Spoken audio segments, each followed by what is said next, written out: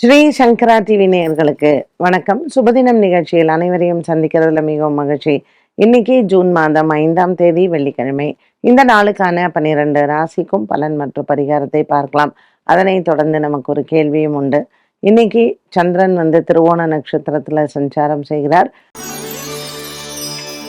மேஷராசி அன்பர்களுக்கு 10ஆம் இடத்தில் சந்திரன் இருப்பதனால் அதிகமான அலைச்சல்கள் காத்திருக்கிறது. இன்றைய நாளில் இவர்கள் வேலை விஷயத்தில் முக்கிய முடிவுகளை தவிர்க்கலாம். பங்கு சந்தையின் முதலீடுகள் நல்ல லாபத்தை தரும். 3ஆம் இடத்தில் இருக்கக்கூடிய சுக்கிரன் மற்றும் புத பகவானின் சஞ்சாரம் லட்சுமி நாராயண யோகத்தை கொடுக்கும். இன்று மேஷராசி நேயர்களுக்கு வியாபாரிகளுக்கு அமோகமான நாளாக அமைகிறது. ரிஷபராசி நேயர்கள் இன்று மனதளவில் இருக்கக்கூடிய சஞ்சலங்கள் தீரும். 2ஆம் இடத்தில் இருக்கக்கூடிய சுக்கிரனும் புதனும் தன லாபத்தை அதிகரிப்பார். இன்று ரிஷபராசி அன்பர்களுக்கு பெண்களுக்கு குறிப்பாக பிறந்த வீட்டால் லாபங்கள் ஏற்படும். பாக்கியத்தில் இருக்கக்கூடிய சந்திரன் குரு சந்திர யோகத்துடனே இன்றைய நாளில் ரிஷபராசி அன்பர்களுக்கு பல நாள் முயற்சிகள் வெற்றி அடையும். மிதுன ராசி நேயர்களுக்கு திருவாதிரை நட்சத்திரக்காரர்களுக்கு சந்திராஷ்டம தினமாக அமைகிறது. இன்றைய நாளில் சற்று மனதிற்கு குழப்பங்கள் ஏற்படலாம். முக்கிய முடிவுகளை தவிர்ப்பது நல்லது. திருவோண நட்சத்திரத்தில் சந்திரன் இருப்பதனால் ஏழுமலையானை வணங்குவதும் மற்றும் இன்று பச்சரிசி தானம் செய்வதும் உகந்தது.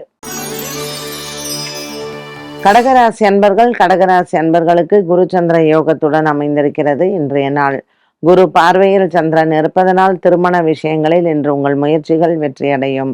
வெள்ளிக்கிழமை இன்று அம்மன் ஆலய வழிபாடுகளும் மற்றும் மகாலட்சுமி தாயாருக்கு இன்று மஞ்சள் கொடுப்பதோ அல்லது மஞ்சள் காப்பு சாத்துவதோ இவர்களுக்கு நினைத்த காரியத்தில் வெற்றி அடையலாம். ராகு கேது தோஷ நிவர்த்திக்கு இன்றைய நாளில் அம்மன் ஆலயத்தில் பாலாபிஷேகம் செய்தால் இந்த நாள் நல்ல நாள். சிம்மராசி அன்பர்கள் நாள் முழுவதும் அலைச்சல்கள் அதிகமாக இருக்கும். இன்று மனதிற்கு நிறைவான ஒரு நாளாக அமைகிறது. பல நாட்களாக இருந்து வந்த ஒரு போராட்டம் தீரும். பிரிந்த குடும்பங்கள் ஒன்று சேர முயற்சிகள் எடுக்கலாம். இன்று சிம்மராசி அன்பர்களுக்கு கொடுத்த கடன் பாக்கிகளை வசூல் செய்வதற்கு ஏற்ற நாள்.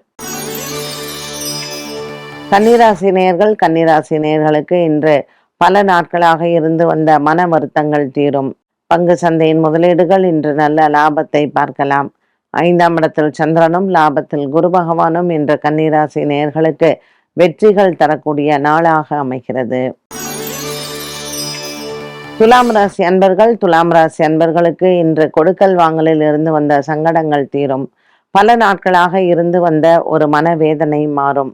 இன்று உங்களினுடைய சகோதரிகள் மூலமாக நன்மைகள் நடக்கும். துலாம் ராசி அன்பர்களுக்கு 10ஆம் இடத்தில் இருக்கக்கூடிய குரு பகவான் அலைச்சலை கொடுப்பார். வீடு வண்டி வாகனங்கள் வாங்க வேண்டிய விஷயங்களில் கவனம் தேவை. விருச்சிக ராசி அன்பர்களுக்கு இன்று நாள் முழுவதுமே நல்ல ஒரு மன நிம்மதியும் சந்தோஷத்தையும் பார்க்கலாம். பல நாட்களாக இருந்து வந்த ஒரு விதமான மன போராட்டங்கள் இன்று தீரும். விருச்சிக ராசி அன்பர்களுக்கு குரு சந்திர யோகம் இருப்பதனால் இன்று பிள்ளைகள் மூலமாக நன்மைகள் நடக்கும். புதிதாக திருமணமான தம்பதியினர் வெகு நாட்களாக குழந்தை பாக்கியம் எண்ணுவோருக்கு இந்த நாள் நல்ல ஒரு அதிர்ஷ்டத்தை தரக்கூடியதாகவே அமைகிறது. தனுசு ராசி நேயர்களுக்கு நல்ல ஒரு மன நிம்மதியும் சந்தோஷமும் உண்டு. 7ஆம் இடத்தில் இருக்கக்கூடிய சுக்கிரன் மற்றும் புத பகவானால் இன்று இவர்களுக்கு நல்ல ஒரு ஆறுதலான நாளாகவே இருக்கும். 6ஆம் இடத்தில் இருக்கக்கூடிய சூரிய பகவான் இன்று தன லாபத்தை கொடுப்பார். பங்கு சந்தையின் முதலீடுகள் லாபத்தை தரும். மகர ராசி அன்பர்களுக்கு இன்று மன குழப்பங்கள் தீரும். ராசியில் இருக்கக்கூடிய சந்திரன் மற்றும் 7ஆம் இடத்தில் இருக்கக்கூடிய குரு சந்திர யோகத்தோடு அமைந்திருக்கிறது. திருவோண நட்சத்திரத்தில் சந்திரன் இருப்பதனால் ஏழுமலையானை வணங்கலாம். இன்று பல நாட்களுக்கு பிறகு மனம் அமைதியும் மற்றபடி இன்றைய நாளில் உங்களினுடைய பழைய பிரச்சனைகள் அனைத்தும் தீரும். கும்பராசி அன்பர்களுக்கு 12ஆம் இடத்தில் சந்திரன் 6ஆம் இடத்தில் குரு. பிள்ளைகளுக்காக இன்று செலவு செய்யக்கூடிய ஒரு சூழ்நிலைகள் உருவாகலாம். இன்று கும்பராசி அன்பர்களுக்கு மனவேதனைகள் தீரக்கூடிய நாளாக அமைகிறது. இன்று கும்பராசி அன்பர்களுக்கு புதிய கடன் பிரச்சனைகள் மற்றும் பழைய கடன் பாக்கிகள் வசூல் செய்வது இது போன்ற விவகாரங்களில் இருந்து வந்த குழப்பங்களுக்கு நல்ல ஒரு மாற்றத்தை பார்க்கலாம். மீனராசி அன்பர்கள், மீனராசி அன்பர்களுக்கு இன்று மனதிற்கு நிறைவான நாளாகவே இருக்கும். குரு சந்திர யோகத்தோடு இருக்கக்கூடிய இன்றைய நாளில் உங்களினுடைய மனதினுடைய பலம் அதிகரிக்கும். 5ஆம் இடத்தில் குரு பகவானும் லாபத்தில் சந்திரனும் இருப்பதனால் எடுக்கக்கூடிய முயற்சிகள் அனைத்தும் வெற்றி அடையும்.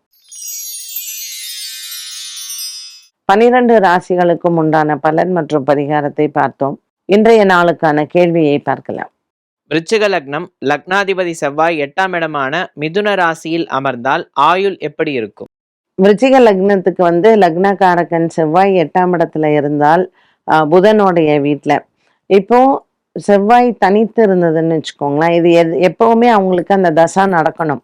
அப்போ விருச்சிக லக்னக்காரங்களுக்கு 8க்கு அதிபதி யாரு? புதன் தான். ஸோ புதன் தசா நடக்கும் பொழுது அவங்களுக்கு ஆயுளுக்கு பங்கம் வரலாம். அதுவும் அந்த புதன் ஒரு சூரியன் சனியோட சேர்ந்து இருக்கிறது, அந்த மாதிரியெல்லாம் இருந்ததுன்னா கண்டிப்பாக அவங்களுக்கு, அதுவும் மேஷத்தில் இருக்குன்னு வச்சுக்கோங்களேன், செவ்வாய் வீட்டில் 6ஆம் இடத்துல இருந்தால் எப்பவும் ரோகம் இருக்கும். புதன் தான் அவங்களுக்கு கொஞ்சம் கஷ்டத்தை கொடுக்கலாம். செவ்வாய் அந்த அளவுக்கு அவங்களுக்கு ஆயுள் சம்பந்தப்பட்ட விஷயங்கள்ல பிரச்சனைகளை கொடுக்காது, பயமும் இல்லை. ஆனால் விருச்சிக லக்னக்காரங்களுக்கு 8ஆம் இடத்துல செவ்வாய் இருந்தால் திருமண விஷயத்துல அவங்களுக்கு நல்லா இருக்காது. இப்ப சூரியனும் செவ்வாயோடைய இருக்காரு. சூரியன் செவ்வாய் சனி ராகு இந்த காம்பினேஷன்லாம் இருந்ததுன்னு வச்சுக்கோங்களேன், கண்டிப்பா 2 கல்யாணம் நடக்கும். ஒரு 2 கல்யாணம் நடக்கல, ஒரே கல்யாணம் தான் இருக்கு அப்படின்னா தாம்பத்திய வாழ்க்கை நல்லா இருக்காது. ஒரு அடிமை வாழ்க்கை மாதிரி அவங்க வாழணும். அட்ஜஸ்ட் பண்ணி வாழ்றவங்க வாழ்வாங்க. வேண்டான்னு சொல்றவங்களுக்கு 2வது கல்யாணம் இருக்கிற மாதிரி இருக்கும். சில பேருக்கு, நான் பார்த்த வரைக்கும் சில பேருக்கு 3வது திருமணம் கூட சக்சஸ்ஃபுல்லா இல்லாமல் இருந்திருக்கு. அதனால இந்த கிரக சேர்க்கையில 8ஆம் இடத்துல இந்த கிரகங்கள் அமர்ந்தால் ஆயுளைத்தான் பாதிக்கும் அப்படிங்கிறது கிடையாது. ஸோ நம்ம என்ன அண்டர்ஸ்டாண்ட் பண்ணிக்கணும்னா, 8ஆம் இடம் என்பது ஆயுள் மட்டும் அல்ல, அது திருமண வாழ்க்கைக்கான ஒரு இடமும் கூட. ஸோ திருமண வாழ்க்கையில பாதிப்புகளும் வரும். அதனால ஆயுளை தவிர நம்ம இதையும் சேர்த்து பார்க்க வேண்டும். என்ன நேயர்களே, இன்றைய சுபதினம் நிகழ்ச்சி அனைவருக்குமே பயனுள்ளதாக அமைந்திருக்கும். மீண்டும் சந்திக்கும் வரை நன்றி, வணக்கம்.